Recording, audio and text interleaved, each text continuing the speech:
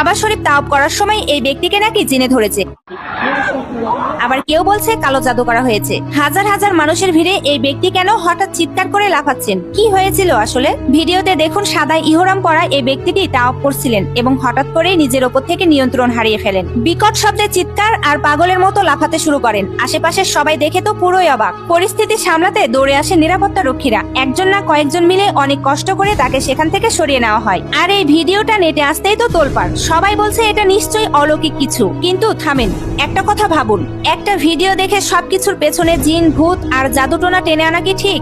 আসলে কাবা শরীফ এমন একটি পবিত্র জায়গা যেখানে আসলে অনেকের অতীতের সব পাপ মনে পড়ে যায়। চরম অনুশোচনা থেকেই মানুষ এভাবেই ভেঙে পড়ে। আবার অনেকে জীবনে প্রথমবার কাবা শরীফ দেখার আনন্দটাই কিন্তু সহ্য করতে পারে না, তাই আবেগে কেঁদে ফেলেন। তো ঘটনাটি মানসিক চাপ থেকেও তো এমন হতে পারে, তাই না? তাই না জেনে কোনো গুজব ছড়ানো আমাদের একদমই উচিত না। আপনার কি মনে হয় কমেন্টে বলেন।